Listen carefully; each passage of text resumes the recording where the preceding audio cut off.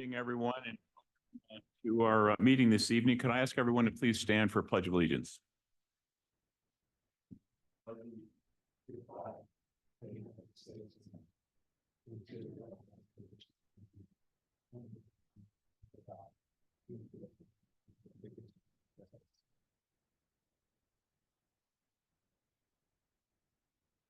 Thank you very much. Joel sends his apologies for not being able to be here tonight.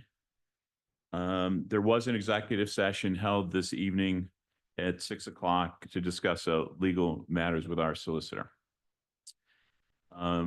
Is there a motion to accept or adopt the agenda? I'll motion to accept the agenda. Thank you, Julie. Is there a second? Thank you very much, Sam. Any opposed? All those in favor? Aye. Aye. So let's get right into it. Mr. Manager, Kyle.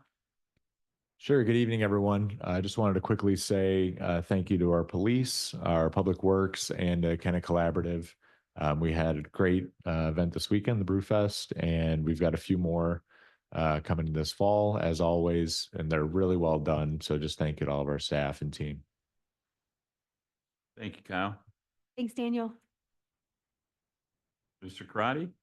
Sure. So at the last meeting, I believe there was a question or discussion about whether seniors could get some property tax rebate. And there is a program through the state for that under the homestead exclusion. There's an application folks can fill out and it gets sent into the Chester County Tax Assessment Office. And there's a whole process, obviously, that they go through with that. We've got the language. We can provide it to Kyle and the staff, and then it can be put on the borough's website. And then anyone who's interested can go from there in terms of applying for that. Thank you, Mike. Chief? Good evening. So I did submit the annual or the monthly report to you. A couple things I would like to just highlight. Great event that we had in the end of September, Camp Dreamcatcher Over the Edge. The mayor gave me the courage to actually go over the building, so it was an experience, that's for sure. October 1st starts our Bluebeards for Charity again. You'll see your police officers starting to sport some facial hair. Great, again, charity, good fundraising. I'd like to thank the Kennet Rotary. We received a generous donation from them, which all stemmed from their Kennet on Top event back in June.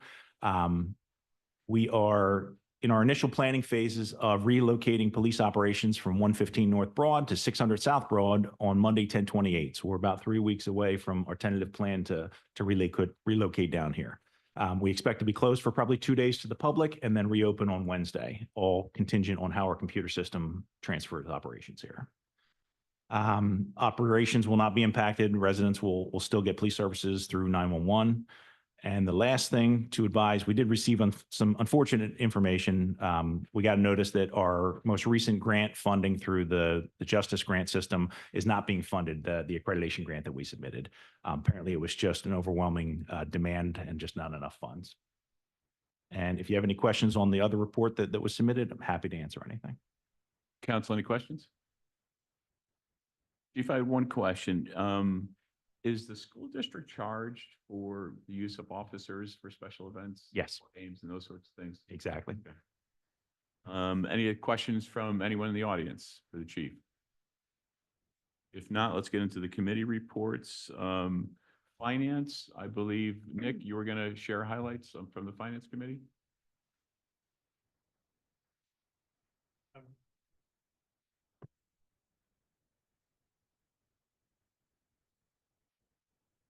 I wasn't quite prepared. I didn't realize Joel wasn't going to be here, but essentially we reviewed the finances for the previous month and the year to date, discussed the paid bills, and I think the recommendation was to accept the paid bills report, which we'll see later in the agenda. I think we discussed some budgetary allocations for nonprofits that will be incorporated into the 2025 budget coming up here. And I think there was anything other than that. Okay. Thank you. Development, Tim, Kathleen? The planning committee met and they're still discussing their short-term rental survey that went out. So if you do see that, please, more people will participate in that, the better the information is. So for that on our, I think we posted that on our website and Facebook. Okay. Thank you, Tim. Thank you. Julie, environment? Yeah, so we have a bit of a delay in the launch of our Main Street revitalization project. So we were going to launch that last month with a meeting, but it was delayed due to a grant issue, I believe, which County scheduling. a county scheduling. Thank you. So we are now launching on October 23rd with the team. So we're really excited about that. Thank you. Matt, public safety? Yep. This month, we really went over the event schedules that you'll see coming up here. So I'll save comments for all of those as they come up. Other than that, we did some discussion on some old items, especially the traffic issues that came up down at Magnolia Place. And so we were just working on, there was the request for the signs, the street painting, those things, and we're in communication, letting those folks know that it has been delayed because there was no painting done yet. So we're in communication, updating them. So that was really where we spent our time, was updating old projects. Thank you. And community relations? Ellie? Acola met last month. The main order of business there was recruiting students for the scholarship that Acola grants. And they're having trouble. It's supposed to be a STEM-oriented scholarship, but they're having trouble finding candidates that have enough math background. So they were brainstorming ways to find people. If you know of people who would be eligible for the Acola scholarship that are interested in math, definitely let them know. Perhaps we could use our communication, our email to get that message out there as well. Yeah, I would, I forget the head of the Acola. We should talk to him. But I can't remember his name right now. Okay. Jorge, Jorge. thank you. Ellie, do you mind rolling right into infrastructure? Yeah, so Rob and Bob were both out this month, so it was me, Denise, and a few other folks. We just went over the capital plan. One issue that we were talking quite a lot about was the plan for Cypress Street clearly needs to be repaved. That's a big repaving project. And could it also include some walkability improvements, or, you know, are there other things we should be thinking about as part of that? Thank you. And we'll have the capital budget actually on the agenda this evening as well. Sam, on staff support and development? So staff development met on September 25th. That was a Wednesday, and we're trying to meet on Wednesdays going forward from the third Wednesday going forward from now on. And so this past one, we did discuss and finalized our vendor/contractor review process, and that is going to go out to staff this week to hopefully have completed within the next few weeks or so. So we analyze the data on that. Thanks very much. And thanks for also belonging and heading up those committees and to the public that's involved in that as well. It's a lot of extra time, and it's very important to the functioning of the town. So thanks, everyone. Matt, nothing for your report. Myself, I just wanted to bring up a request, I guess, Kyle, that we look at the State Street apartments. I get the sense that the parking issue is going to become more and more of an issue in terms of those buildings, those apartments. Have they been, the UNO has been issued yet? Can people start to move in? Some have, yep. Okay. And a number of the hoods around there are starting to express some concerns about taking parking spaces in front of their house. And I think we need to make sure we've got a plan, and folks that move in there understand what they can and they cannot do. I don't think it's a public safety issue. It's more of a how are we going to patrol it and how are we going to manage that. As it's too late to do anything about it happening, obviously, but there's a lot of people that are going to be impacted by that, and just want to make sure we're considering how we can best manage that situation. Agreed. And whatever's parking they're allowed, signage parking we should be doing, probably go up sooner than later. I know the sidewalks are getting done are sort of done down there. But there's also South Washington between State and Cypress that needs considered. I foresee that. I think that's part of the discussion for public safety. Another week, somebody's coming forward from, I believe, Linden Circle to talk about the impact that they believe is going to take place and probably the request for residential parking in that area. But yeah, there's a wider conversation that we have as well. Yeah. How soon will they have outdoor parking as well? So how soon will that be available to their residents? So that I do not know. I don't know until, I would imagine until construction is actually completed. And that might really be a Lexi. Just something, Kyle, if whoever the right folks are, we can corral that and make sure we're trying to get ahead of that if we're not too late already. Yeah, so we've been in contact with them about the brightness of their lighting and opening up the roads, and we'll continue that conversation on public safety. Thank you. I didn't see anyone from Longwood Fire. Did I miss anyone from their report? No? Okay. Discussion items, Historic Architecture Review Board, 400 Meredith Street. I don't see Andy. Is there anyone from the Harp? Joe? Please, might grab it, giving Joe a mic.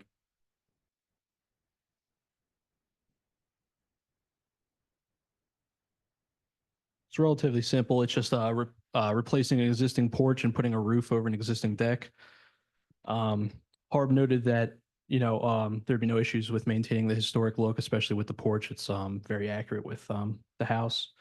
And basically, there's no issues, and they're recommending council to approve a COA. Any discussion? Any objection to putting this on the consent agenda? Thank you.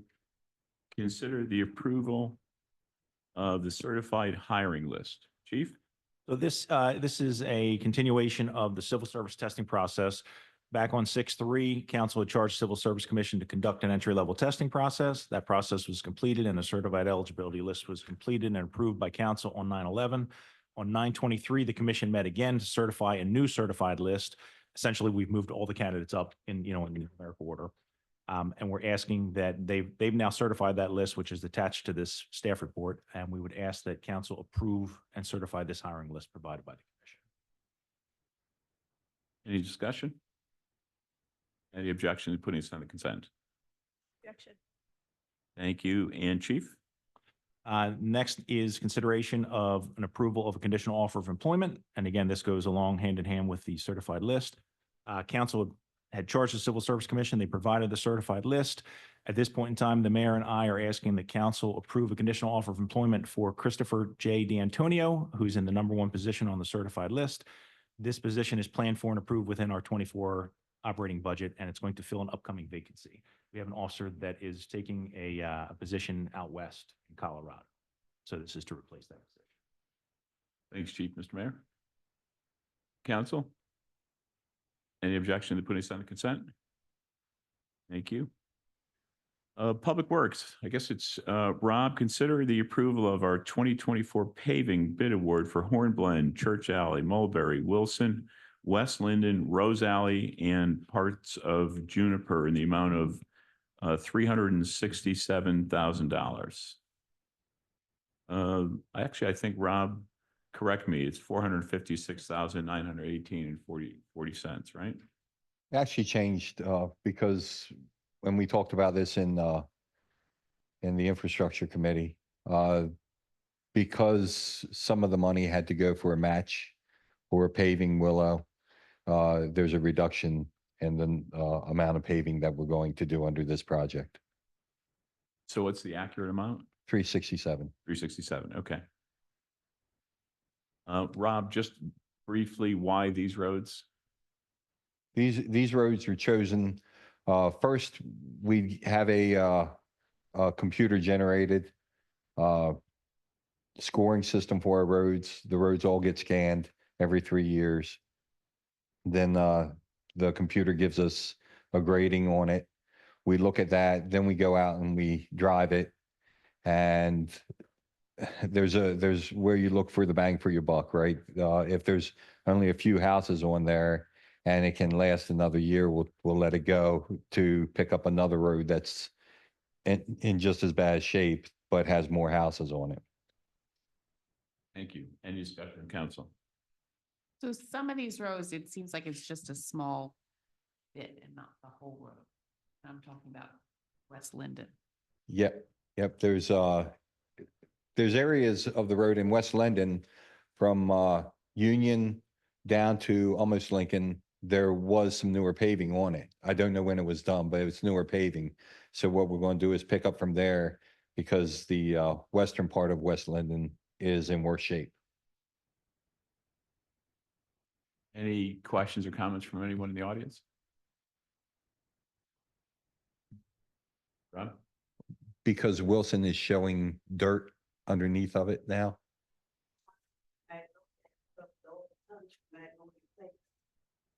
It's a great need at the top of the hill, and I don't think there's sewer or anything there at the top, and it's quite bumpy. And all that development, and no one ever came and assessed that street. If it's any road that's in the borough was assessed. I'm just telling you, I should aware that Magnolia should. Go down the hill. Yeah, yep. It's a one-way street out there now. Part of it is. And going down on the one way is on that hill. We have to worry. You're correct. You're correct, except that we're going to lose the whole road because with all the rain coming down and the dirt showing underneath the asphalt, it gets washed out. Any other comments or questions? Ma'am? Yep. Could I trouble you to just to let everyone know who you are and where you live? I live on West Linden. You need to come to the mic because there's people online that can't hear you if you aren't at the mic. Louise Rossi, I live on West Linden and I heard West Linden, I came in late, but I don't think it's the same topic because I was the one that emailed about the safety concerns. But I did see a sign that part of West Linden would be paved. Yes. So that maybe is a good time to maybe think about safety issues on West Linden due to the big apartment complex. People You can get to that later on if you'd like. could, but I'm just curious, are you going to pave the other part of West Linden as well? Is that in the plan? There's a portion of West Linden that gets paved. Just a portion? From Yes. Garfield to east of Lincoln. Yes.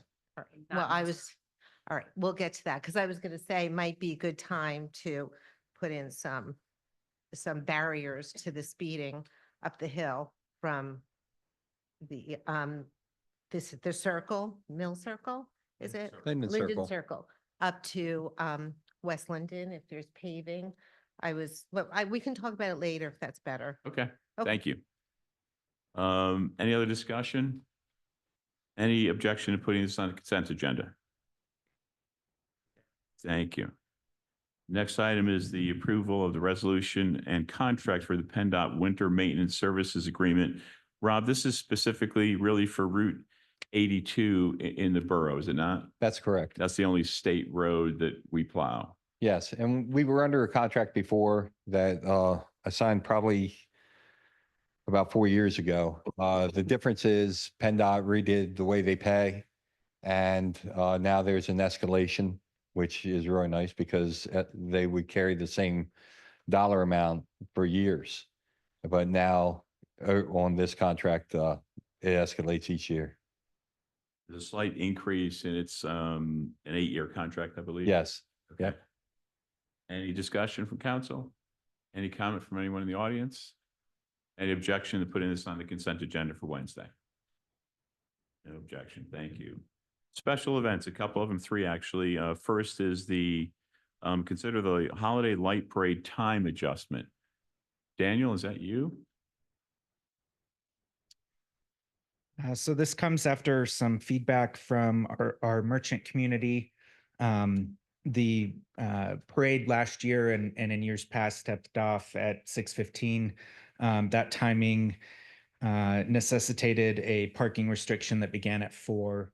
And there was a strong desire by the merchants to move that parking restriction to 5, which we'd be able to accommodate with a 7 o'clock step off time. So we brought that to public safety. I don't believe there were any concerns, and the recommendation from public safety was to approve.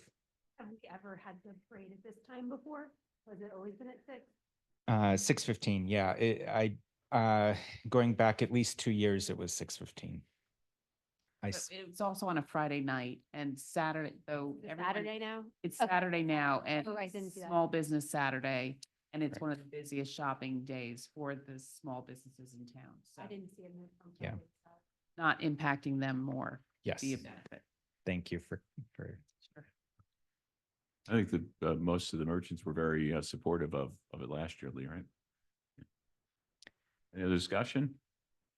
Any objection to putting this on the consent agenda? Thank you.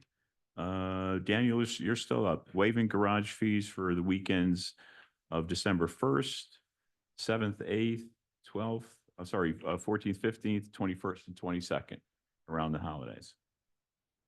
Yes. So another strong piece of feedback that we've received from the merchant community is the importance of attracting shoppers to the community during the holiday period. This can be make or break for a lot of these businesses. And one obstacle that we're facing this year is that in previous years, we have partnered with Longwood Gardens to have a shuttle running between Longwood Gardens and State Street. Because of Longwood Reimagined and for really logistical reasons, that's not a possibility this year. And so recognizing that there's a lack of shuttle, Longwood Gardens would like to promote and encourage their visitors to come to our shops here and our restaurants here. And waiving the parking for them would really make that a much easier and more attractive sell. So that's our ask here. We will be, Kennett Collaborative will be covering the cost of parking at the garage for the Holiday Light Parade and also for Tinsel on the Town. Thanks, Daniel. Kyle, is there anything you wanted to share? No. Council, Mr. Mayor? Public safety recommended that we obviously bring it to council for approval. Didn't want to note that for many, many years, we had bagged meters on State Street during the holiday season for parking. We had parking no fees in the garage, and we think it's a important thing to go back to on those weekends. The average impact, the financial impact the potential is about $600 per day in parking revenue. So that's the potential loss. But we think it's an important way to support the merchants, and it's not without precedent. I mean, many years, at least a dozen years that I can remember, that was part of it. So is the Public Safety Committee also recommending to not collect revenue or complaints for the meters as well? It was not part of the application. And we didn't discuss it past that, but just to point out that, I mean, that historically, I feel like it stopped maybe during COVID. I don't remember the last time that we didn't charge, but we used to bag them. And I think maybe it started, we used to have the carriage rides on Saturdays, and that was kind of all part of that. But I'd like to, personally, I'd like to see it return, and the Public Safety Committee recommended that we agree to this. The reason I like the parking garage versus the meters is that people misuse the free The turnover. metered spaces and stay for all day. And that is in front of the businesses, so that impacts them as well. So having the metered still happening and the garage free, I think, is the best solution. It's easy to message as well, and we will message that, encourage people to go to the garage. Sunday's free. Any other discussion? Not Any objection to putting this on the consent agenda for Wednesday? Thank you. And Thank you. Last, Ms. Lafferty. Midnight in the Square, the mushroom drop. Questions?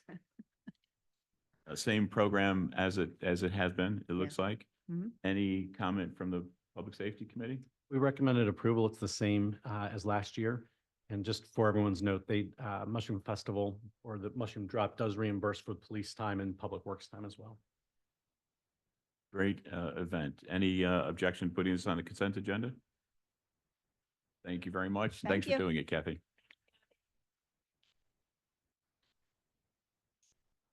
A discussion, a public hearing on considering the sidewalk ordinance changes that we've been talking about for the last few months now. Kyle, this is you, I guess? I'll have Mike take the lead on this one. Okay. I can try to summarize the ordinance that's been discussed and advertised if everyone's agreeable. And then obviously in ordinance enactment world, purpose of tonight then is to accept public comment where you then decide on Wednesday night whether you're going to enact or not enact draft ordinance.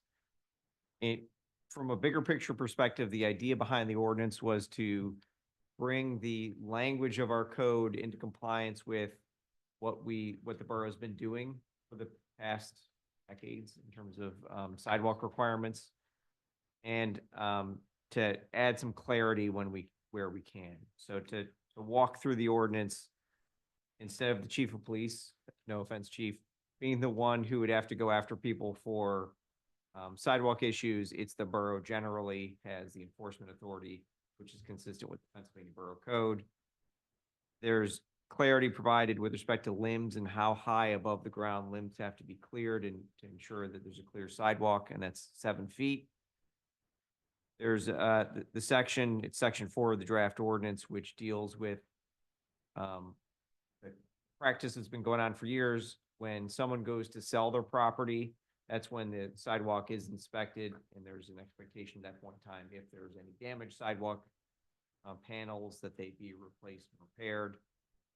There was alternative language put into the draft for your consideration to exempt out parcels within the R1 zoning district. I think the idea behind that was if you adopt that language, those are areas that don't have sidewalk now, and we may be just building sidewalks to nowhere, or parcels that are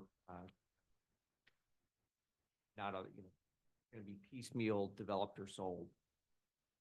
The we added clarity to the notice requirements under the ordinance code, or under our code, and we did that to make sure it complies with the Pennsylvania Borough Code.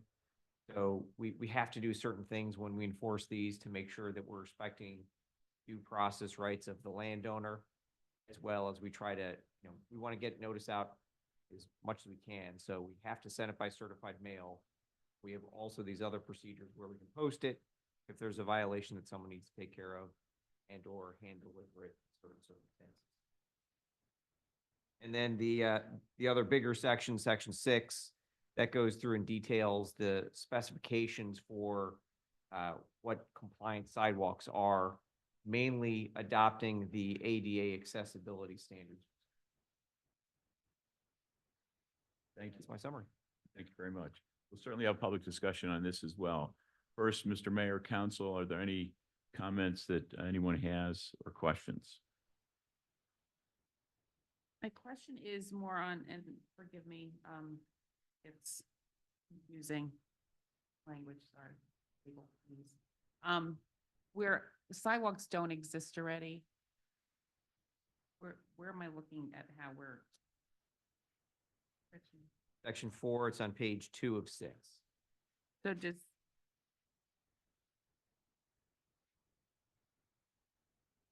Which, is it the one that's in yellow that tells us that the alternate language is that if it doesn't exist, Yeah, so suddenly requiring it to in be the installed? R1, correct. The sentence above that deals with, it starts with additionally.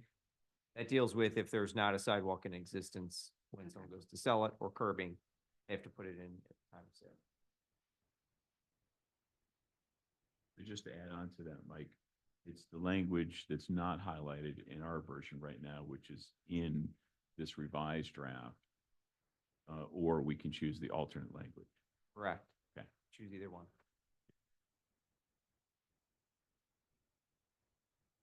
And there is to clarify as well, there is a waiver provision that is an escape valve if someone has a particular property where sidewalk is infeasible or can't be put in, or sidewalk nowhere.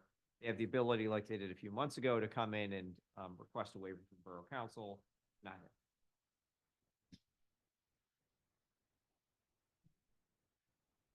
Council? The language additionally for those parcels on which sidewalks or curbing are not in existence along a road right of way prior to the time of sale or conveyance, a property owner shall be required to install the same. The previous ordinance did not require a sidewalk at the time of conveyance if it wasn't already there. So the prior code required sidewalks, or the current code, everywhere, and didn't speak to when properties flipped. But the practice the borough had been applying and adopting for years and years had been, when somebody comes in, that's the trigger point for the borough to go out and look at it and tell them they need to put the sidewalk in or the curbing in or repair it. Okay. That's one of those, it's, the idea behind this language is not to introduce something new, but to codify and make it clear what the borough's practiced for several years. A couple of questions, Mike, if I may. First to comment, I guess, is on section 4, I would prefer the non-highlighted language. There may be occasions where there should have been, but for whatever reasons, political or not in the past, it wasn't done. I think that still should stay with the council to decide, like we did a couple of months ago, where it didn't make sense, or at least to the majority of council. So I would use the non-highlighted language, not the other version. On page 2, in notifying a non-resident, I was a little confused in terms of the notice. To a resident, it's fairly easy, a certified letter or hand delivered. To a non-resident, meaning a tenant, or if no one's there, wouldn't we do the same thing as opposed to posting it or giving it to a tenant to give to the owner or landlord?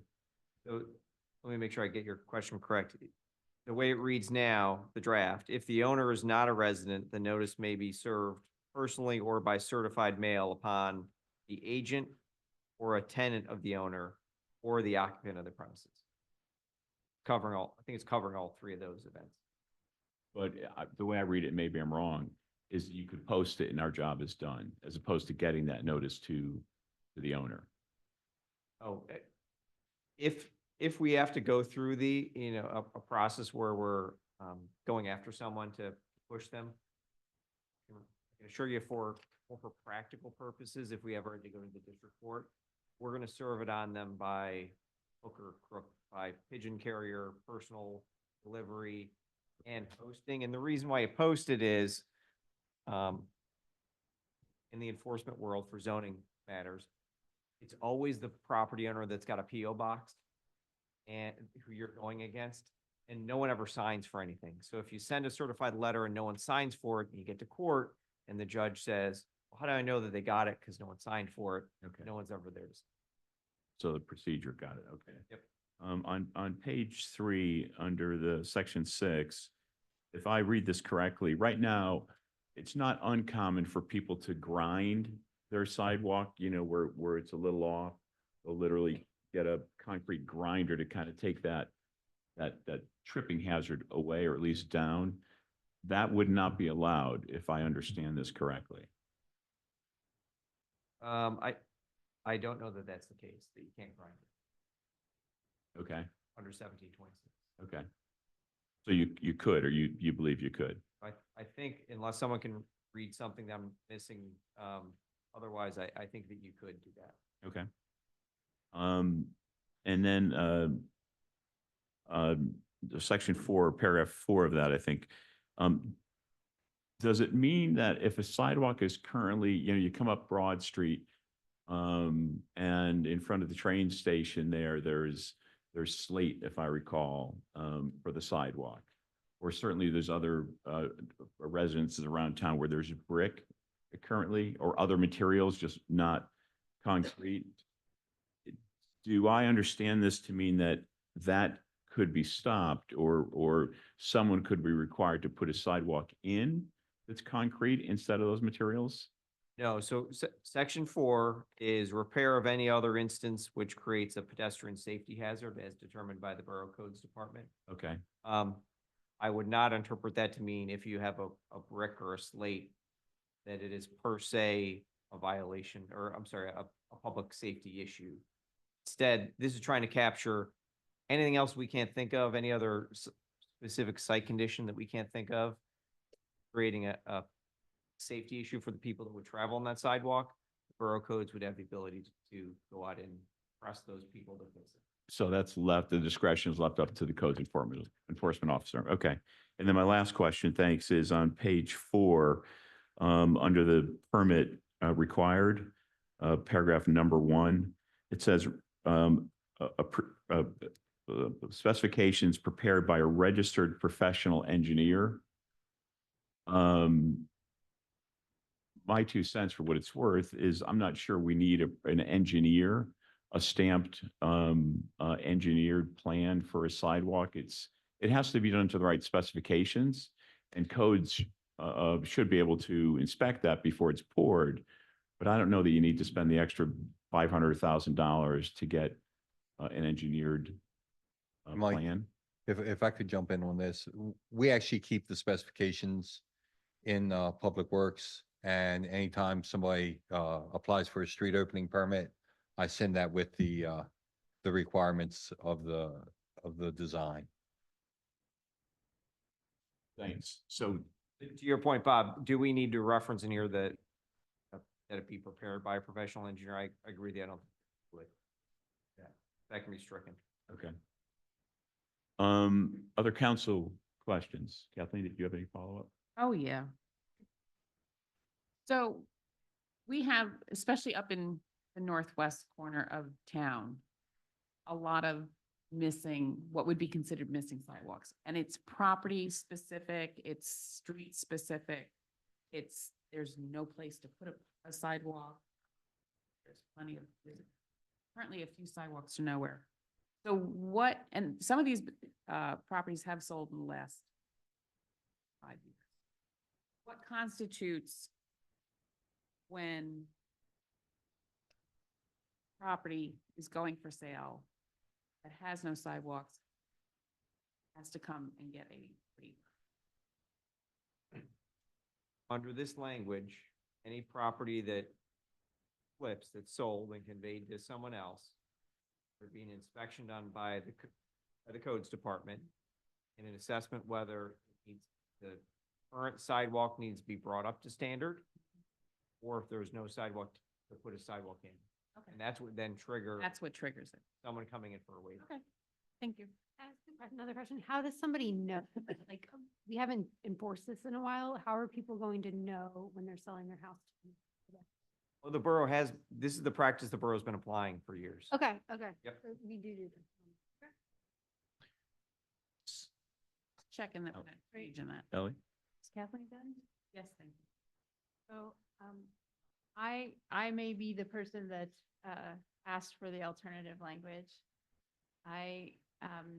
Especially in Stunning Hills or not Stunning Hills, Hessian Hills and that quadrant, which is in the R1 district.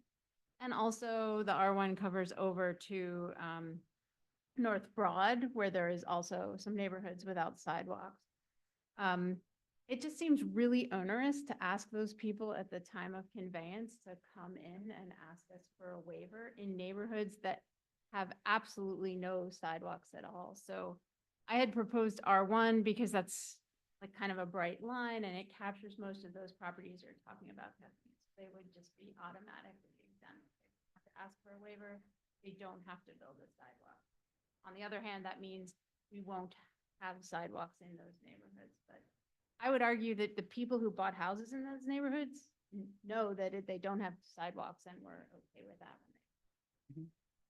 I don't see those residents coming and asking us, please get us sidewalks that we have. So I would favor including alternative language. Okay. It's an ad, right? It's an add, not a replacement of language. Correct. Right. And do we know every property or street in the R1 that does not have sidewalks? Because there are R1 properties that do have sidewalks, Joe, I believe, aren't there? Yeah. So my only question, Ellie, is let's differentiate where they are and where they should be replaced versus not being replaced But is this talking about replacement or adding? or new, yeah. They're I think adding that new the issue sidewalks. is adding sidewalks to where there are none. And are there no places in R1 that shouldn't have sidewalks as well? I don't know all this property. When I started thinking about this issue, I looked at the map and the R1 district covers Hessian Hills, it covers Irwin Street where we granted the waiver 2 months ago. It covers North Broad, North Union, north of Sickle, where there's no sidewalks there. So it seemed to me that R1 was a reasonable district to define, okay, this is not where we don't need to have sidewalks. Mhm. Okay. The intent of this discussion, this ordinance was, we say that we're a walkable community. Well, we need to make sure that we're really living up to what we're saying, if that's the case. That was the intent of why this whole topic came up. And trying to police that and trying to enforce it, but also there's a fairly significant financial impact to homeowners as well in terms of enforcing this. So we're trying to weigh both sides of that. So that was some of the back and forth with that. If there's anyone who has a comment, we'd love to hear you. We ask you to please come up to the microphone, state your name, your address, and briefly let us know what your thoughts and opinions are. Are there any public comments? Ms. Watson, could I ask you to grab the microphone? I'll walk over there for you. Oh, thanks, Daniel.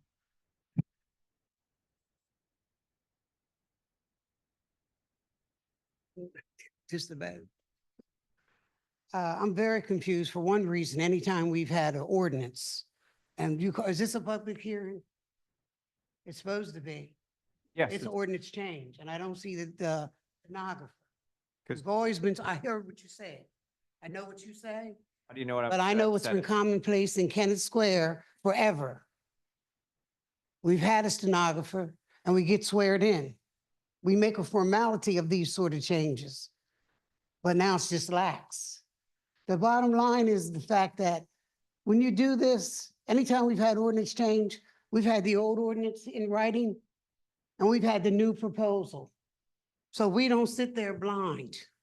Everybody out there is sitting blind. They don't know what you're saying. We've heard some of it, but we can't get it in its totality.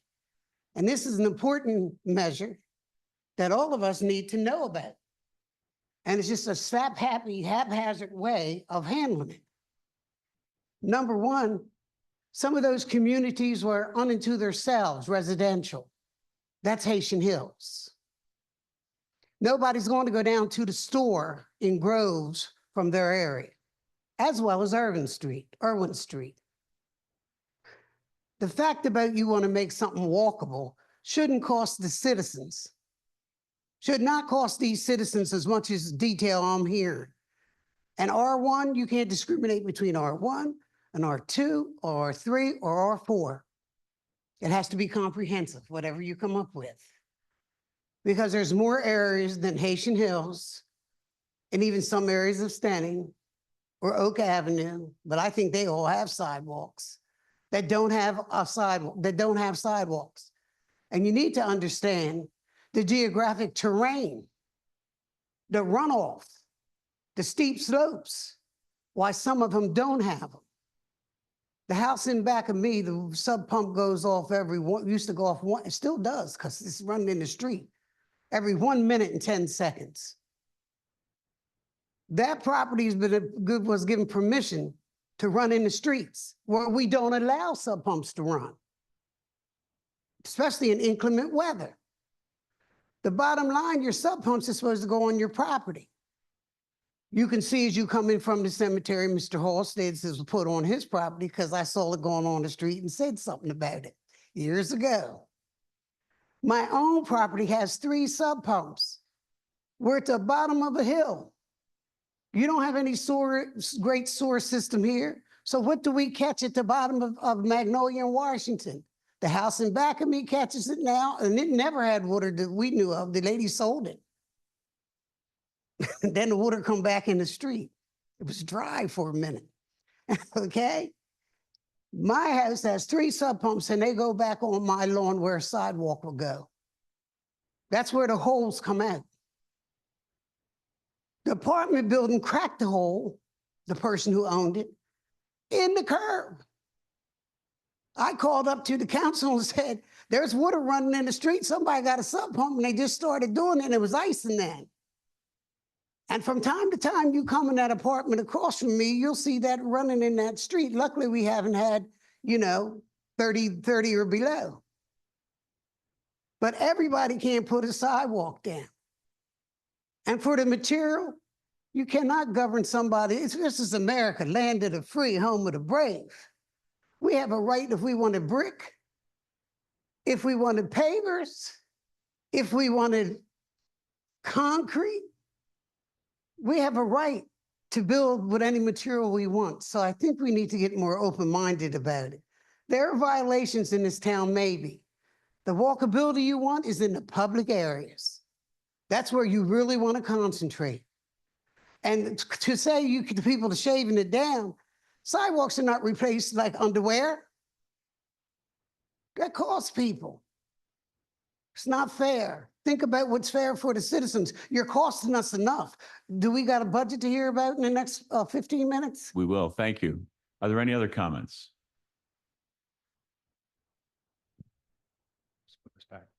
Thank you, Lee. Thank you. Any other comments? Just a note for the record, there is no need for a court reporter. These are not transcribed proceedings where there's witnesses and evidence. That's not what the Borough Code or Pennsylvania law provides or requires. Otherwise, with respect to Ms. Watson's request for the ordinance, both the full code section is on the borough's website. It was also presented at our August 4th meeting, and it's in the public meeting documents for tonight's. Thanks for the clarification. Excuse me, Ms. Watson, the discussion's over. Thanks. Excuse me, Ms. Watson. Excuse me. Unbelievable. So the question is there any objection to putting this on the consent agenda? And if so, which version? Is there any objection to putting this on the consent agenda?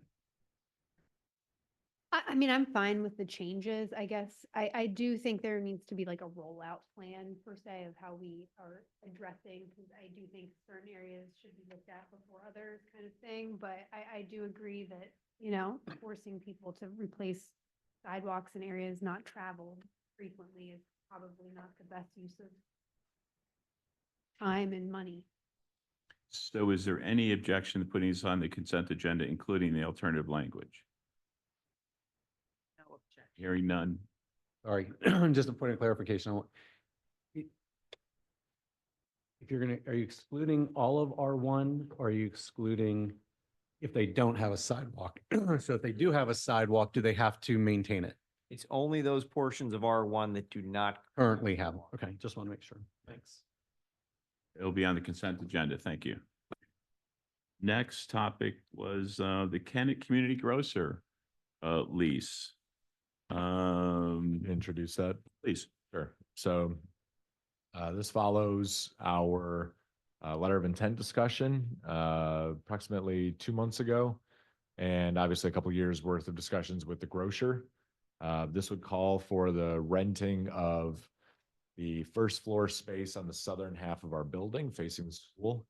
The terms of the lease proposed are a 10-year lease with a 10-year option at $13.50 a square foot, 3% annual increases, a 24-month rent abatement, a 2-month security deposit, the grocer to provide water, sewer, and electrical to cover the cost of those services. The grocer would have a 3-year opt-out if fundraising grants were not successful up to that point. Um, okay. And the borough would have take ownership of the equipment purchased by or acquired by the grocer if they entered into default or took that opt-out. There would be a 20% discount for residents who self-identify as living at or below the 200% of federal poverty line. And I believe that's all of it, but I can take some questions if I had missed anything. Thank you, Kyle. Council, mayor, discussion?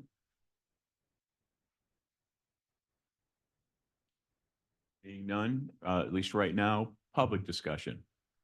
Anyone from a grocer would like to, Edie, or would you or your representative like to say anything?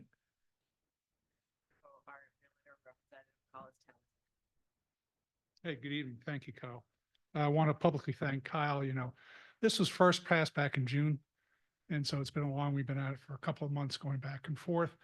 I think he said it took a couple of years. It only felt that way, Kyle. It only felt that way. Accurate portrayal of the terms. The only reason I rise is we had not yet finalized the ownership of equipment in the event that it goes under. We had discussed that, but not yet been finalized.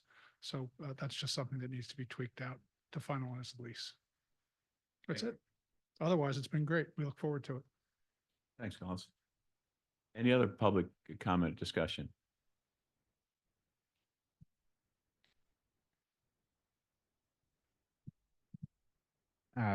Daniel Embry with Kennett Collaborative, 106 West State Street.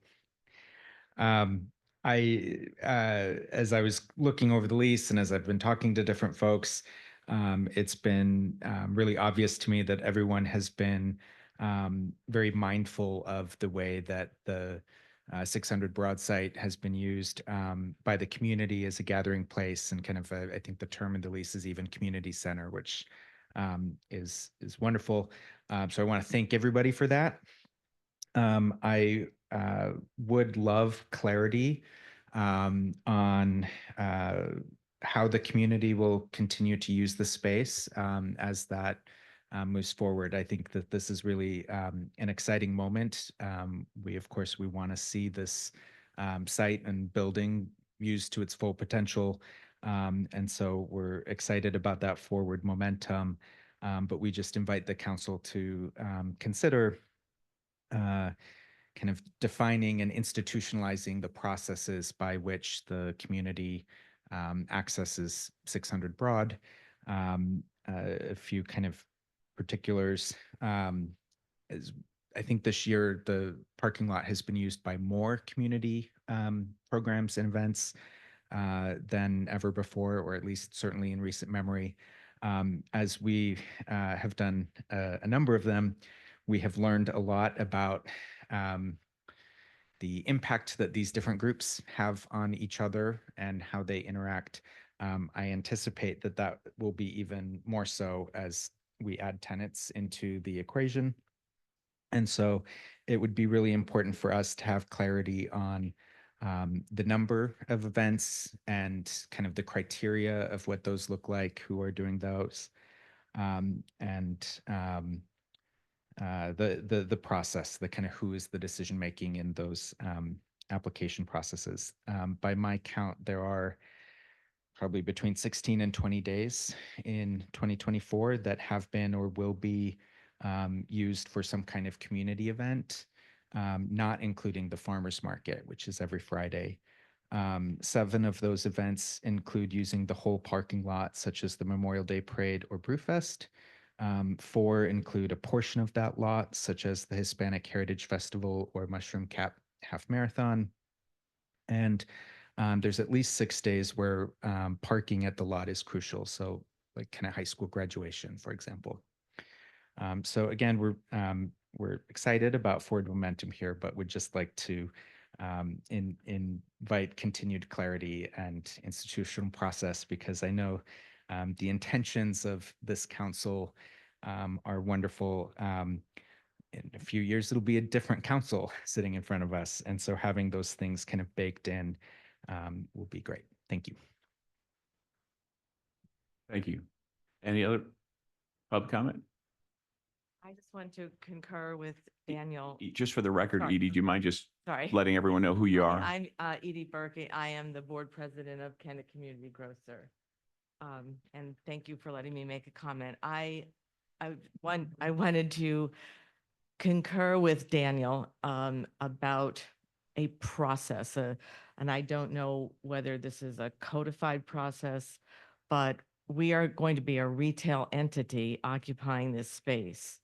And it will be important for us to work collaboratively with the other community services that are going to be using the space. But should we have blocked access of the road for more than a certain number of days? Our spaces where people come in to buy at the store still need to be accessible. And we have to figure out a way to do that. I think we could tolerate being closed 2 or 3 days. We're going to be open 7 days a week, 365 days a year for 12 hours each day. And at that, we will struggle like all grocery stores do to be able to make a living at grocery selling. To have blocked access for a certain number of days is going to impact our sales. And so we have to have some sort of a mechanism to collaborate as a community entity. And I don't know what that is right now, but it is impactful to us. And I think it's impactful to also the other community events that are there. So it just want to let you know, I think it's a concern, and we probably will need to codify this in our lease. And I don't know legally if that's the right term, but there has to be some sort of a term in our lease. And I think other entities that are using this as a retail space are going to want the same. Is there a term addressing this in the lease currently? No, there's not. There's one relevant sentence. Can I read it? Just tenant acknowledges and accepts that there will be a limited number of community events, festivals, fairs, etc., which may encroach on these spaces from time to time. Landlord agrees to provide at least 30 days notice of such events. Thank you. Any other public comment? Back to the council. Any council comment? Just a quick, I was thinking of the same thing as well. Under section 5H, it talks about operational hours and it just says retail. I do think that there should be, excuse me, either limits or specific hours of operation included in there. And then I think as far as the parking goes, we need to be able to also put this into writing, how many spaces we would guarantee on those dates and times. I think that's the only way you're going to really be able to solve it. As we think about other uses for the facility, I think we have to say, what is the total number of spaces that really need to be used? And if there's peak hour times, right? So can you say on a Saturday that there's 35 spaces are necessary all day, or unless during a weekday? I just don't know, but I would like to see a guaranteed number of spaces are available through X amount of days per year as part of the lease.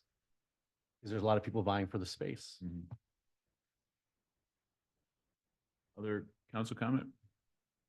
I'm confident that the events and the grocer with council, with the borough, all can work out a manageable agreement, because we have found that bringing more people into Kennett Square with our events will benefit all the businesses in town, including most likely the grocer as well. So we're confident we can come up with solutions. I think that having the grocer in this space would be a wonderful thing for the community. The majority of the council earlier in the year said that the use of this building should really be for community-based purposes, was the majority of what the council said, as opposed to trying to have the best and greatest financial return on the space. I called Edie to say, hey, this space is sort of back on the market, if you will. Very candidly, my concern is that the financials changed dramatically from the letter of intent that we had back a few months ago. And to drop from $17 a square foot down to $14.44 in 2026, 2027, and to have 2 years of free rent is a really big ask of the borough and the taxpayers, not just us, but the people who pay for this building. It's already a very, very expensive building to have. And on the other hand, we've not been very successful renting other spaces as well. That's my concern, is that the numbers are so different than what they were. And I understand you had a consultant that came in and helped you with the financials to get a better understanding of the viability and the financial needs of the grocer. And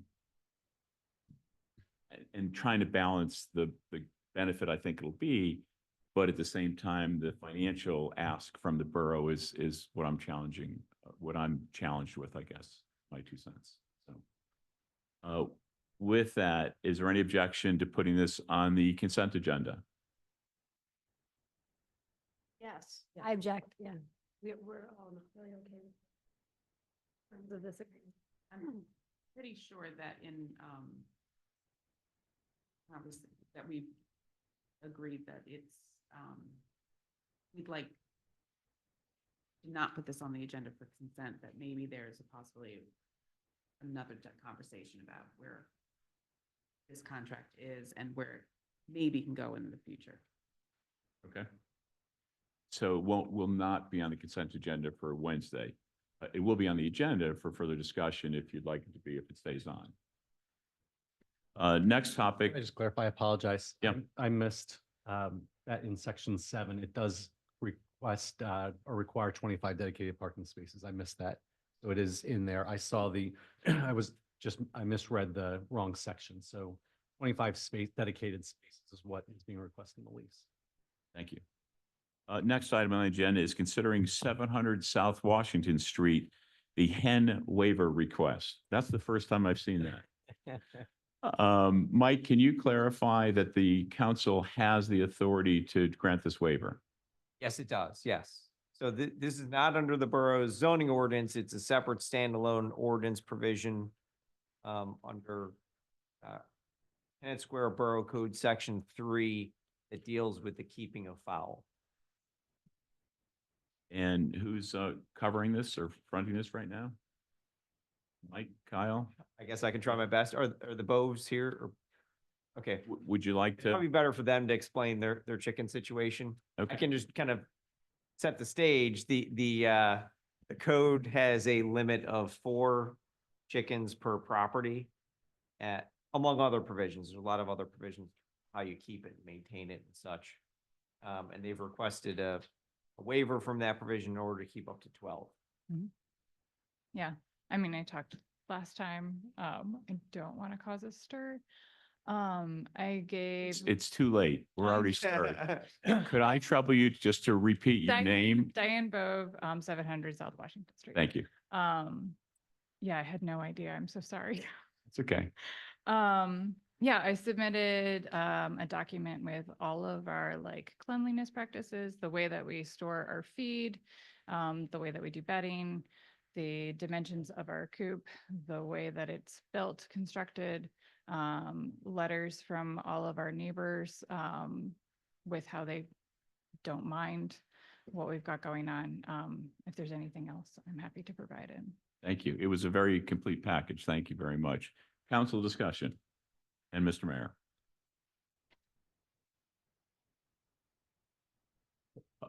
Kathleen? I just wanted to remind folks of the history of this, that when this ordinance was enacted, I don't remember what the year was. Mike, do you have it right in front of you? 2014. Okay.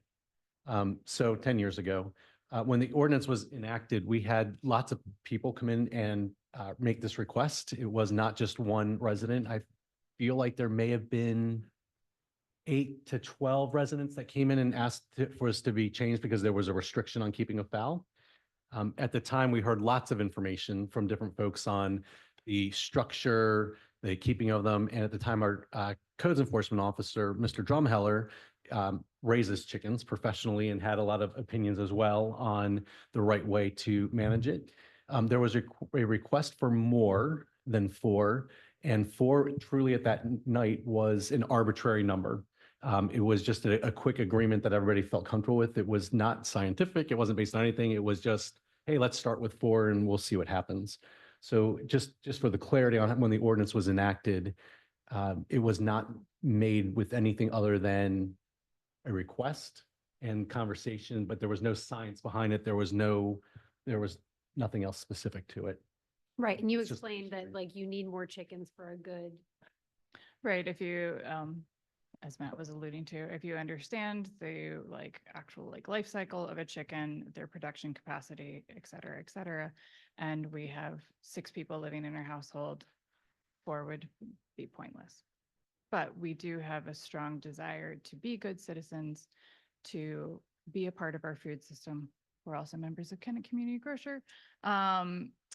And that is an important value to us. So we would like to do that. Thank you, Kathleen. So sometimes you just have chickens, no roosters. No roosters, So the eggs were always non-fertile. not baby chickens. No. No spontaneous, no spontaneous chicks. So, thank you for putting together a really clear package. It's clear from everything you've written that you want to be a thoughtful and responsible owner of chickens. Council? Any public comment? I have just a couple of questions. One is, so it's not more than 12 at one time? So we do try to, because each chicken, as explained there, has about 3 years where they are productive egg layers, and then they kind of go through menopause.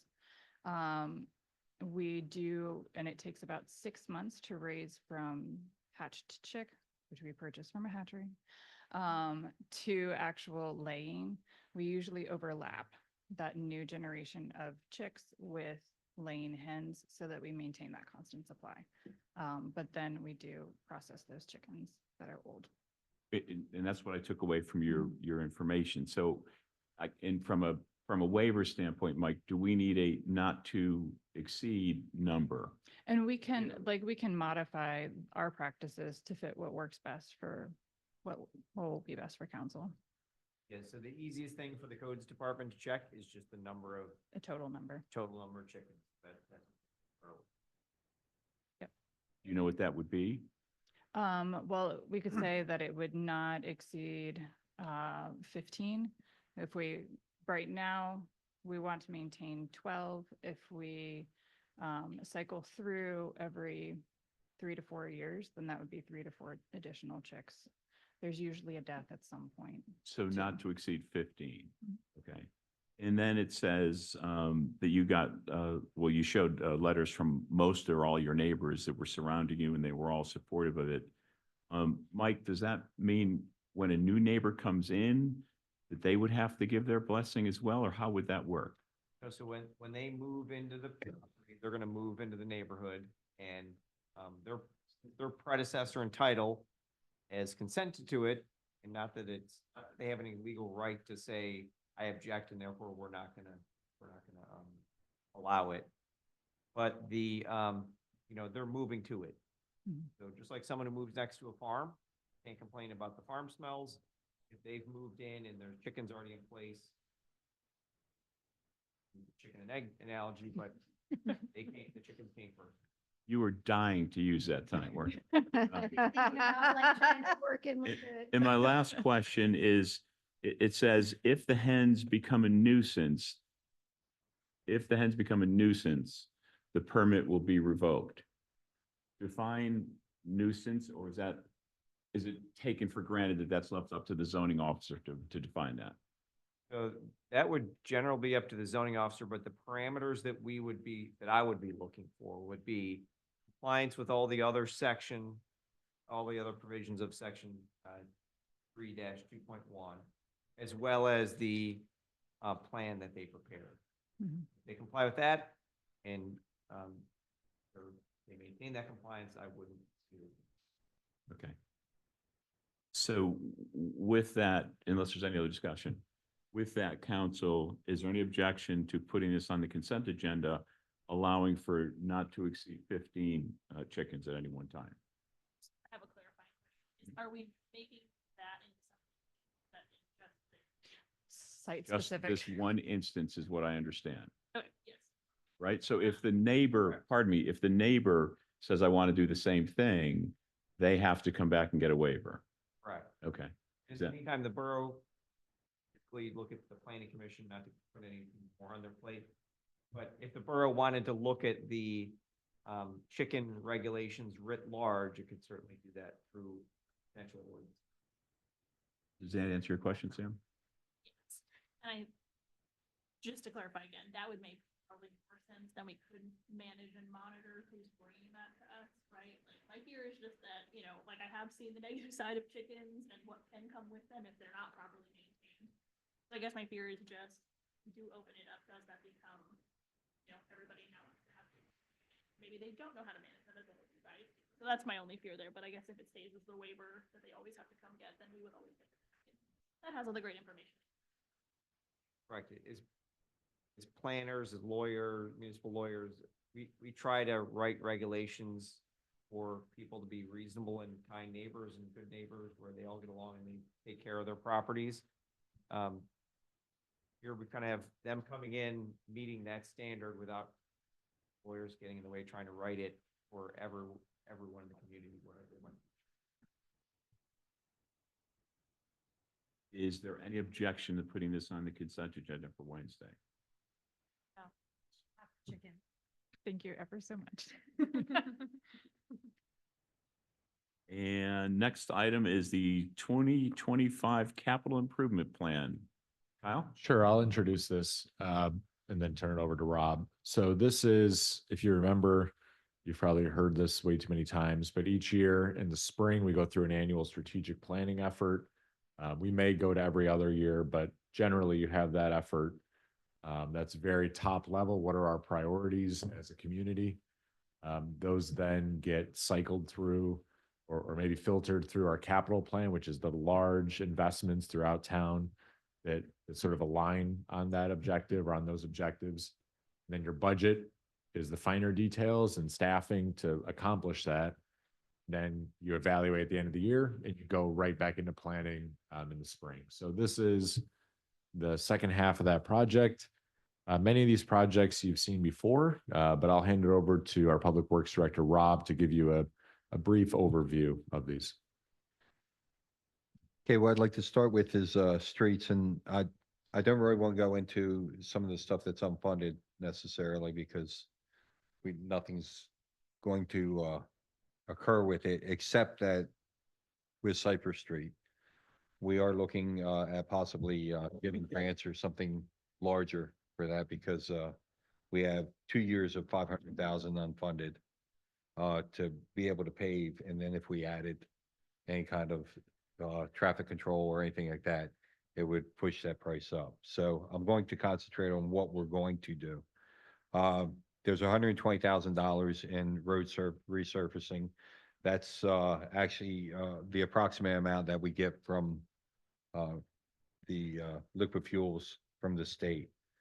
So we'll be doing that, and I'll be putting a list out or an area that we're going to be paving.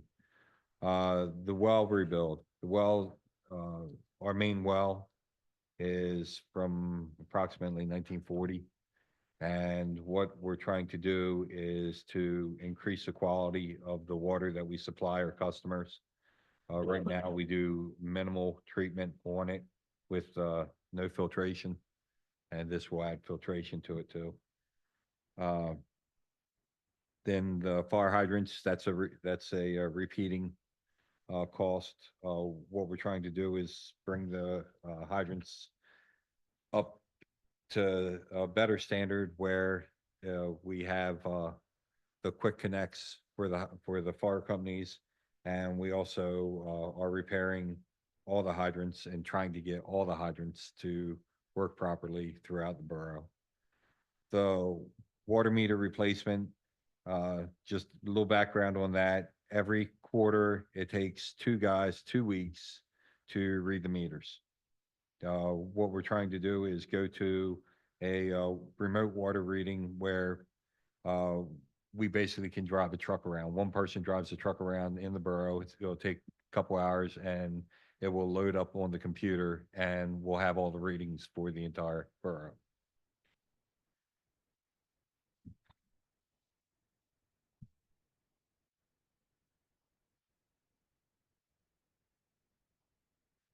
With the sewer, we're going to, because we're trying to save up for large plant expansion, nothing really will be done with that, except for, let's see. Oh, the pump station, South Street Pump Station, we actually have an agreement with a developer, and he is going to, or the development is going to pay for a new South Street Pump Station to be built.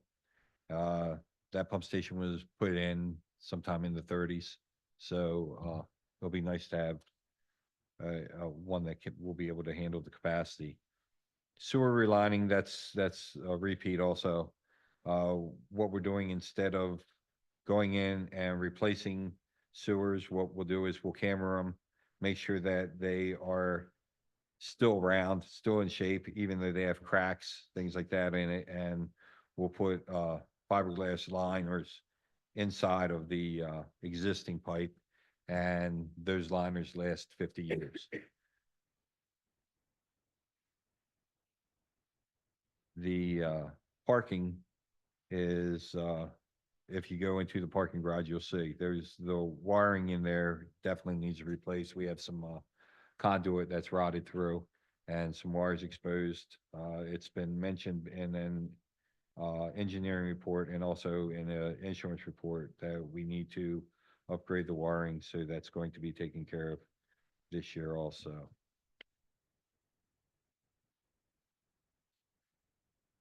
Then we go to the fleet. There's money in there for a new swap loader truck. Or existing swap loader, we have 2 of them, but one of them, the engine blew on it, and the cost of replacing the turbocharged engine is more than what the vehicle is worth. So we would like to replace that. And then also, we'd like to get back to a regular schedule on public work vehicle replacement.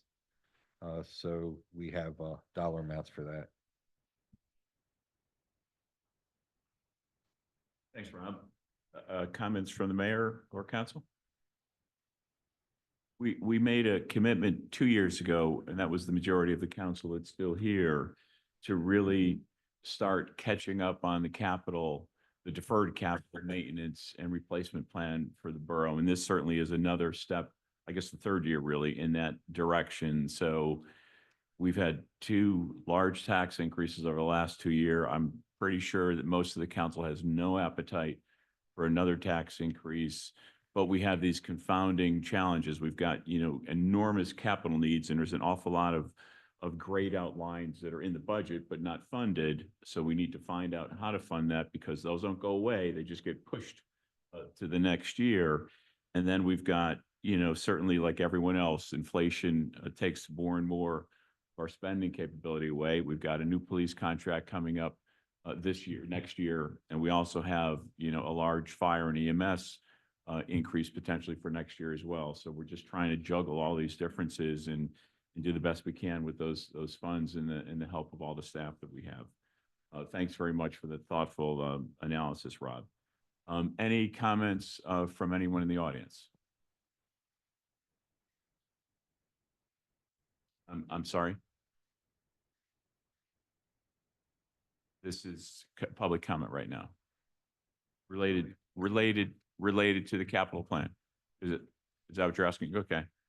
Is there any objection to putting this on the consent agenda for Wednesday? I will put it, it will be on the consent agenda.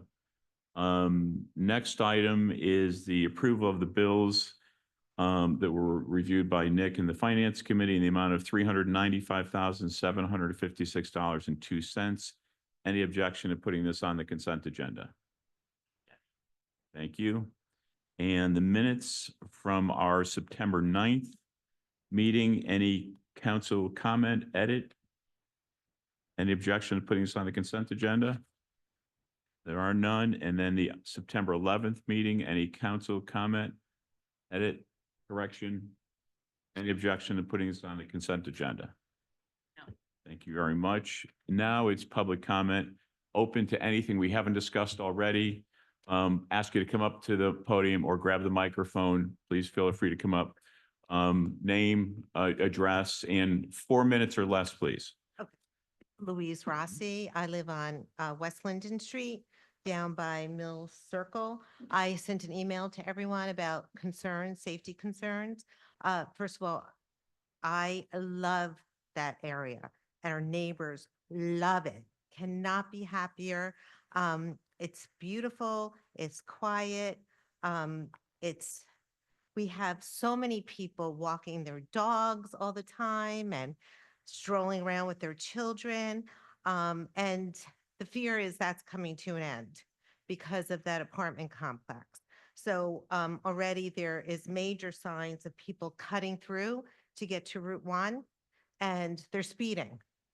And there's trucks coming through. And West Linden, where I live, is narrow. There's no sidewalks.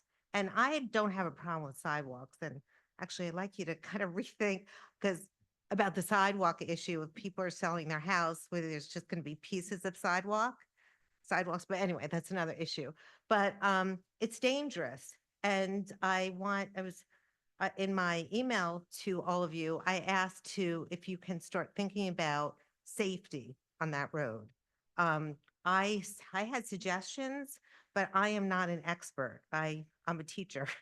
I don't know anything about road safety, but I would think stop signs, speed humps. I would like to see a speed hump. What they do is they drive into the circle, and then when they're at the bottom of West Linden, it's uphill. So they step on that gas. And sometimes I'm at my mailbox with my dog, and they pretty much come, a foot away from me. I know there's solutions to this to discourage people from cutting through there, and even West Sickle. I think most of the neighbors are going to be at the October 15th safety meeting, but they have concerns. The other thing is parking. The construction workers were parking all along there. And now knowing that the complex they're only offering one parking spot per unit, which another thing. And I love the chickens, but I know what happened there is they were allowed to have 1.2 parking spots for that building. I know I have a rental. I had to have 1.5. So when you start making exceptions, that's going to be a problem for other people because I already asked and no one else will get that exception of 1.2 parking spots. So that's something just to think about. But, but it is a concern about parking because there's that, if you know West Linden, there's that alleyway that goes from, do you know what I'm talking about? State Street to West Linden. Already I've seen people walking down there. So they're going to discover that. And we've had it, we bought those homes because it's a lovely area. We walk out of our homes and there's a beautiful landscape and we have plenty of parking. And that's what we wanted when we didn't buy closer into the borough because we didn't want permit parking. So now this apartment complex is a safety concern. It's a concern as far as our way of life that we've known. And I think there could be some easy fixes like speed humps, stop signs, speed limit signs. There's no speed limit signs, residential parking signs. I did call the police one day because it was really bad. I was going to be mowed down, and whoever answered, said that that would be addressed. Yes, it's 4 minutes. Yeah, I know. So is that something that you'll be looking at or? I think you're doing the right thing, which is to bring it to the safety committee at the next meeting to express that concern. You've got the ear of the council already. We understand and just want to do whatever we can to make sure it doesn't become a long-term problem for everyone Or there. someone's going to get killed, literally. Thank you. Would he be able to address like infrastructure, like speed humps and stuff like that? At the safety committee, absolutely. That's the kind of thing they would take up there. Yep. Okay. Yep. Thank you very much. Ms. Watson.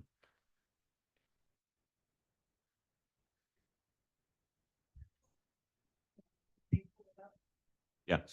Yeah. Yeah. There you go. Thank you. Last meeting we were here, is it on? I guess?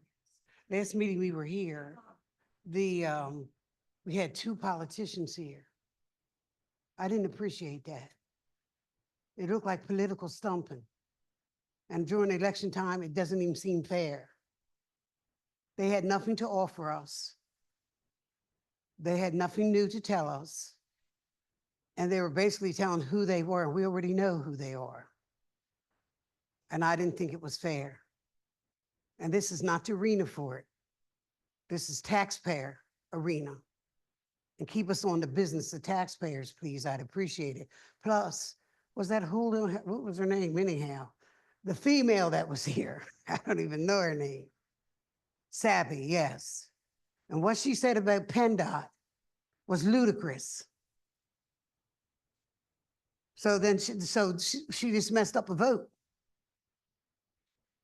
We can certainly afford to pay men to work at PennDOT. We can certainly afford to pay our native Pennsylvanians to have a job, to have insurance, to have benefits. We don't have to, I know what she said, in sparser areas, there should be a difference in income. There can't be. We have to have a uniform pay scale. And the gentleman spoke correctly too, union. He tried to clean up and tell who he was, but we don't need that kind of mentality here. So they don't have a lot of citizens up in Upper Pennsylvania where they have perfect roads. Up 81, they're perfect roads. Those men shouldn't get paid any different because when they get down there and have to dig a hole or do snow, they have more snow removal too than we do. They deserve a fair wage and they deserve to be paid and people need to be hired. We need PennDOT employees, not outsourcing and not the fact of some crazy way for a pay scale based on density of population. That don't work. Second thing is traffic. Speak to the lady about the apartments. Somebody needs to look at on the, I'm bad for north, south, east, and west. But when you're going south on Washington, after you turn off a state, there should be no parking next to that building where they put their lights on Washington. We don't have enough clearance to have parking on both sides of that street. And somebody's gonna have to enforce that and put signage in almost immediately because they're moving in. And I have a problem when somebody moves in and we don't even know how safe the rest of the building is. So that's a problem. Nobody's gonna be impacted more than the people of D Street, Magnolia, Mr. Pacey, people coming off of Mill Road. We're going to be the people greatly impacted by that development. And dogs, we used to like them. We don't love them now. We used to like dogs because they've been doing the dogs before the apartment. So we can't blame that on the apartment, but they say they're dog friendly. So we have a problem. Also, the fact is speed humps, you ever laid in bed and heard them? They're not really an option when you want to live next to something. But the congestion, the safety, the traffic, the noise, the lights, they're bringing that all to us and it's compounded. No one else in the town has that amount of density. We have no more room on that side of town for density at all. We cannot move. And your streets are not repaired. Why are they repairing that street since they're so far ahead? Thank you. That being State Street. Thank you. Any other public comments? Sorry, one more issue. I know everyone wants to go home, but I did want to raise an issue about the reservations for banners that hang over State Street. So the process for this, I'd just like to invite the borough to consider revisiting this process. The process has been that on October 1st, that becomes available. There's really only two criteria that you need to reserve a banner. One is you have to be a nonprofit, and two, you have to be really fast and be first and maybe also loudest. I'd just like the borough to consider in a hypothetical situation where the cost is the same for two groups. And one is a nonprofit that is advertising activities that are happening inside the borough to encourage people to attend events inside the borough. And the other is a nonprofit inviting folks to enroll in an institution that is outside of the borough. And the money that those two hypothetical groups is the same. I just, consider that maybe there's a system that could be done differently that would kind of shape that process so that the banners on State Street are advertising the events happening in the borough. Thank you. Thank you, sir. Sir, could I ask you to hold on 1 second? I think Ken was up first. Yeah, okay. Thank you. Hi, I'm Johnny DePally. I'm from, live on 518 Kevview Avenue in the borough. And for the past probably like 30 years, anytime we've had really heavy rains and stuff, I live at the bottom of Kenview. When the new houses were put in on Young Avenue, there seemed to be a problem right after that, the way it was constructed, the way the water runs out. The one house that was put in on Young Avenue, I think there's three, I'm not sure, it's on top of Kenview Avenue. And there's one of the houses that we're having problems with. We talked to Rob about it. It has the biggest yard, the biggest piece of property, but it has a retention basin. Okay, so in the last, back in July, when we had the heavy, August, we had all this rain, the retention basin overflowed. Okay, and that's because if you look at the way the retention basin is constructed, the pipe that's there and the outlet pipe that goes out that runs the water out to the road it cannot handle that kind of volume of water.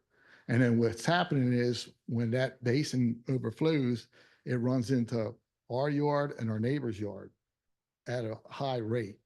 And, Rob is aware of the situation. He's there. He's been there a few times to look at it. And, we just, we've tried everything, and it's kind of out of our hands because it's not on our property.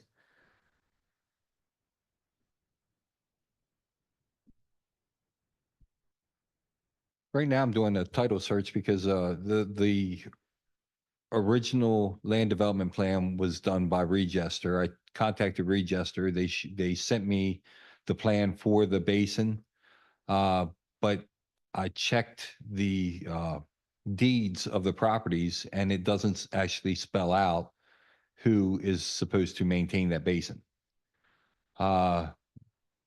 I did find a letter from Joe Scalise to an owner, the owner of that property, stating that the borough was going to do work on it in 2014, but after it was completed, he was responsible for maintenance of the basin.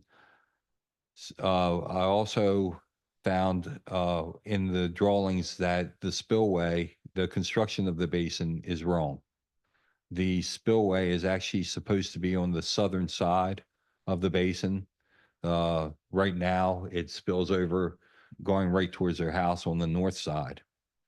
So that's why I wanted to do the title search to actually show who is responsible for the basin. And then I guess I was going to have to bring it back to council because there's a lot of money there. And I'm not sure how one homeowner would be able to afford the repairs on it. And I would have to have guidance from council after I find out who owns it. Mike, any guidance in terms of how you'd approach this? I can work with Rob. I wasn't privy to, it, but I can certainly work with Rob to check out. If it was in 2014, you said, Rob? Was that- 2014 was the letter that was Joey sent. Is that when construction took place? No, no, there were issues with it right from the beginning. When was the beginning? You know, when it went in? I think it was around 2005, 2003 or 5. Can you explore whether there were stormwater ordinance requirements back then that would have required what we have today? Like today, if someone came in, they would have to put a stormwater management agreement in place. It has to be engineered, reviewed by the borough engineer, and that's recorded against the property. Well, in the olden days, back in 2005, they would put some of that stuff on the plans. Earlier than that, they might not even address it at all, but we can certainly work with Rob to check that out. And typically it'd be the property owner's responsibility to maintain it, wouldn't it? Typically it is. It's on your property, it's your obligation. Thanks, Mike. We'll certainly look into it, Mr. DiPaolo. Just a quick, did it just start overflowing? It's been that way for years? It's never been right since pretty much day one, when the new houses were put in on top. Yeah. If, when it rains, we get compromised dearly, and it's done damage to our property and stuff. And we've had to redo things, because the volume of water. Now, I understand sometime with the one rain we had back in August, I mean, that was out of hand almost, and I get that, but there's been other times when less rain and the same circumstance. And this has been going on since pretty much when the houses on top were put in. If you look at the whole property structure, I mean, the whole area, how they reconstructed, just like Rob said, it's going the wrong way. And it's compromising our property and our neighbors' two property. Up on top, it's not bad because, water runs downhill, and it runs down towards us to the bottom. And we're just worried one of these days, I mean, we dealt with it up till now, but who knows, but it's been like that from day one. So, thank you. It seems like these once in 100-year rains are happening every year now. Yep. Mr. Edwards.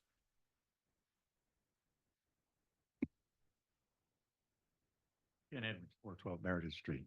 I was just wondering what the status was on the discussions on who's going to perform the EMS services for the borough. You know what my feelings were and how I was when I came back after the meeting that I went to. That the borough, which when it was part of it, apparently never bothered to go to. Well, that's not true. Well, I'm just saying, apparently. I ain't making no. Prepared about it. All right. But I just want to know what the status is because the end of the year is coming up. Is there money in the budget to pay for what the share that Kennett is supposed to do? I can address that now or in my closing. Go ahead. We do have a budgeted number in there. And we've been in discussion with Longwood Fire Company, which is our current provider, for probably 6 months now. We talk pretty regularly. So don't worry, we haven't, forgotten about it. Okay, just want to make sure because. Sure, it's an important topic. Any other public comment? Ms. Lafferty. West State Street. As far as the banner, can the mushroom drop be grandfathered in? I'm getting banner space from the 26th of December until New Year's Eve. And the 26th of December, I'm sure there will be no borough people working. So I've asked if Eric Durinsky could replace the banner that will be there. It's a St. Patrick's banner. Take it down that day and put ours up from the 26th to the 31st. But I just want to know about grandfathering. I'm sure the Mushroom Festival is asked to be grandfathered in. But like for next year, we'd like to have 2 weeks. I've paid for the 2 weeks, but I think Daniel brings up a good point that impacts it. I mean, and because of Kennett's success, I mean, everyone wants a piece of State Street. right. Kyle, maybe it's something that you and Lexi or Joe can. We've already started talking about it. It was in our last staff meeting. So Okay. let's take this from the staff perspective and I think we can handle it administratively. Okay. Thanks for bringing it up. Great. Both of you. No other public comment? Any staff comment? Council? Mr. Mayor? Wednesday, you may want to not come for the first 5 or 10 minutes, Ms. Watson, because we've got Chrissy Houlihan's deputy chief of staff talking about the issues. We also have a couple of proclamations for some very, very deserving folks. And then we'll also get into a little bit of one of our top priorities that we came away with earlier this year was the economic development growth of Kennett Square and the prosperity of where do we go and how do we afford it and what do we do. So we've got 2 presentations on that. Bless you. Mr. Myers, Kevin Myers from Chester County Planning Commission, we'll talk about our long-term comprehensive plan, as well as Mary Frances McGarry, who's helped the borough in a number of different economic ways. She'll talk a little bit about the future and what the borough might want to consider. And then most importantly, we will have our first shot at the budget on Wednesday as well during our work session. So with that, I'd like to adjourn the meeting. Thanks very much for coming out. Thank you.